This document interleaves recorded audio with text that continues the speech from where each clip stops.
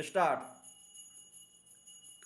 महोदय, भारत जैसे बहुभाषाभाषी देश में जहां विभिन्न भाषा परिवारों की 1652 भाषाएं बोली जाती हों, अष्टम सूची के अनुसार भी देश की 18 प्रधान भाषाएं हों, खान पान, वेशभूषा, रीति रिवाज आदि की दृष्टि से भी एक प्रांत दूसरे प्रांत से बहुत भिन्न हो, वहाँ देश की अखंडता को बनाए रखने के लिए सबसे अधिक आवश्यक है कि संपूर्ण देश के नागरिकों का वैचारिक स्तर पर आदान प्रदान हो, सांस्कृतिक विनिमय हो, एक दूसरे को समझने सराहने की चेष्टा हो। विराम। जहां संपूर्ण देश की भाषा एक हो, वहां तो शायद उस राष्ट्रभाषा से यह संभव भी हो सके, किंतु भारत जैसे विशाल तथा विभिन्न संस्कृतियों और विविध भाषाओं वाले देश में अनुवाद ही सबसे सशक्त माध्यम है, जो संपूर्ण देश को एक सूत्र में बांधे रखने में सहायक हो सकता है। विराम। द्विभाषिकता का महत्व भारत में प्राचीन काल से रहा है। विराम। आज भी भारतीय जनसंख्या के सांख्यिकीय आंकड़े यह बताते हैं कि भारत में द्विभाषियों का प्रतिशत काफी ऊंचा है। विराम। कहने की आवश्यकता नहीं कि सभी भारतवासी सामान्यतः हिंदी या निकटवर्ती प्रांत की भाषा को दूसरी भाषा के रूप में प्रयोग करते हैं।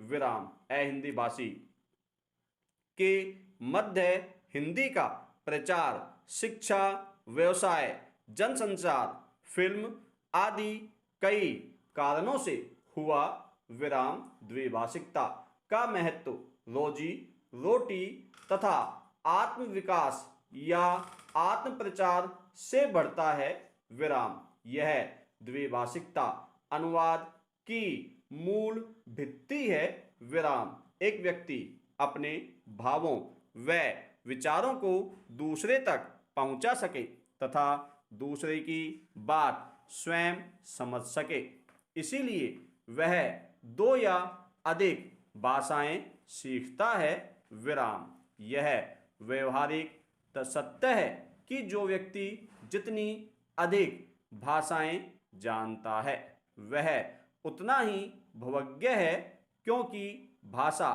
के सहारे उसका परिचय क्षेत्र तो बढ़ता ही है, वह विभिन्न भाषिक संस्कृतियों से भी परिचित होता है। विराम।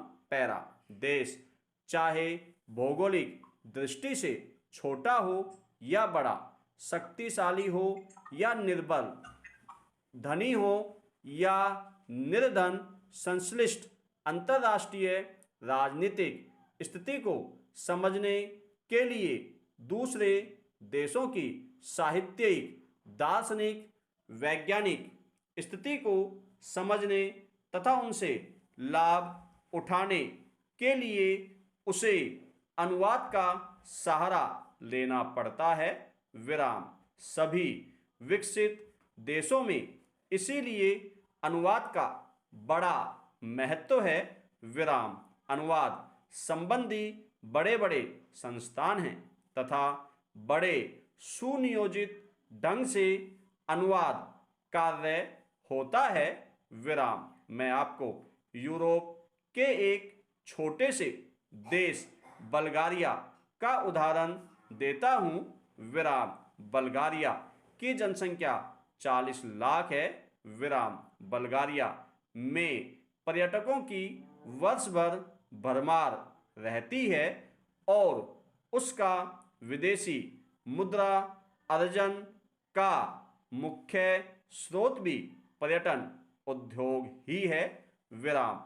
विश्व के अनेक देशों के पर्यटक वहां आते हैं, जिनमें बल्गारियन भाषा जानने वालों की संख्या नहीं के बराबर ही होती है। विराम।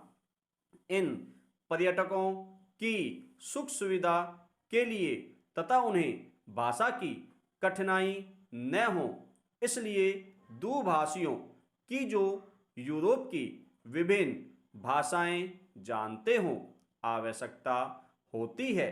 विराम। इसके लिए विश्वविद्यालयों में नियमित रूप से युवक युवतियां विदेशी भाषाएं सीखते हैं और दुभाषीय का काम करते हैं। विराम। Next para.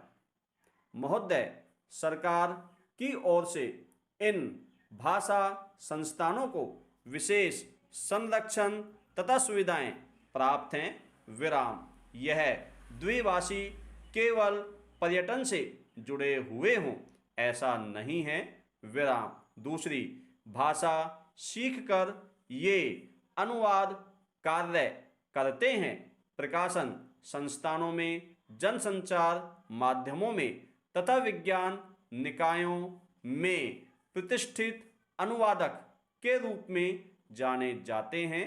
विराम। ये सृजनात्मक ललित साहित्य का अनुवाद करते हैं, विदेशी समाचारों का अपनी भाषा में तथा बल्गारिया के समाचारों का विदेशी भाषाओं में अनुवाद करते हैं।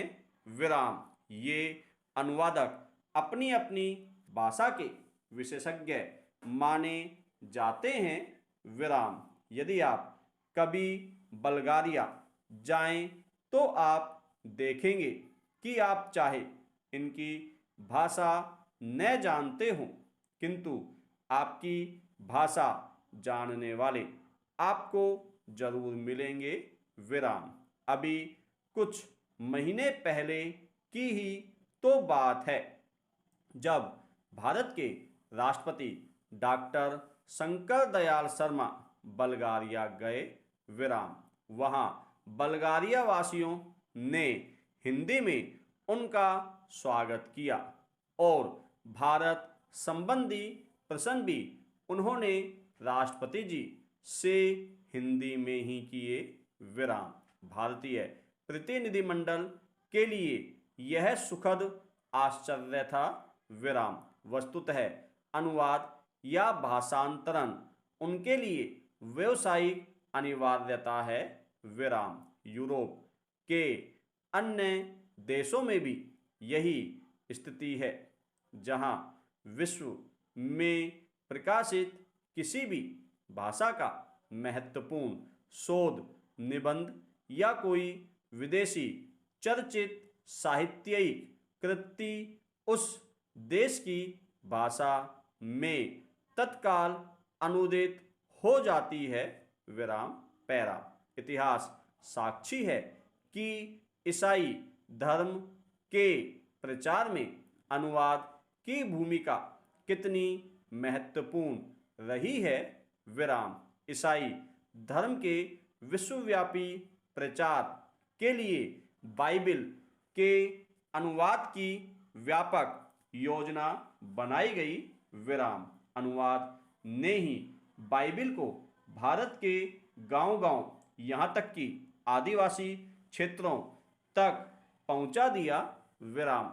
बाइबिल के बाद सबसे अधिक भाषाओं में और एक ही भाषा में कई बार भगवत गीता का अनुवाद हुआ। विराम। भारतीय दर्शन और प्रतिभा को समझने की लालसा ने विदेशियों को प्रेरित किया कि वे गीता का अनुवाद अपनी भाषा में करें। विराम। आज विश्व की सभी प्रमुख भाषाओं में गीता का अनुवाद आपको मिलेगा। विराम। अवधी भाषा में लिखित रामचरितमानस भी देश और विदेश की अनेक भाषाओं में अनुदित होकर विश्व साहित्य का अनुपम ग्रंथ बन गया है। विराम। वस्तुतः अनुवाद ही वह माध्यम है जो देशीय रचना को भौगोलिक सीमा से मुक्त कर विश्व मंच पर प्रतिष्ठित करता है। विराम। गीतांजलि की ख्याति का एक प्रमुख कारण उसका विदेशी भाषाओं में अनुदित होना भी है। विराम। अनुवाद दो भाषाओं के मध्य सेतु का काम करता है और दो संस्कृतियों को निकट लाता है। विराम। अनुवाद की नींव है दो भाषाओं का ज्ञान और उन भाषाओं पर व्याकरण और शैली की दृष्टि से ऐसा पूर्ण अधिकार कि अनुवादक एक भाषा भाव व विचार राशि को दूसरी भाषा में पूर्णतः इस प्रकार रूपांतरित करे कि पाठक मूल रचना की संवेदना से भी परिचित हो सके तथा अनुवाद पढ़कर उसे मूल का सा आनंद भी मिल सके। विराम। यही लक्ष्य अनुवादक के लिए समस्या उत्पन्न करता है और इसी में उसके कौशल की पहचान भी होती है। विराम। स्रोत भाषा का ज्ञान अनुवादक के लिए इसीलिए अपरिहार्य माना जाता है। विराम।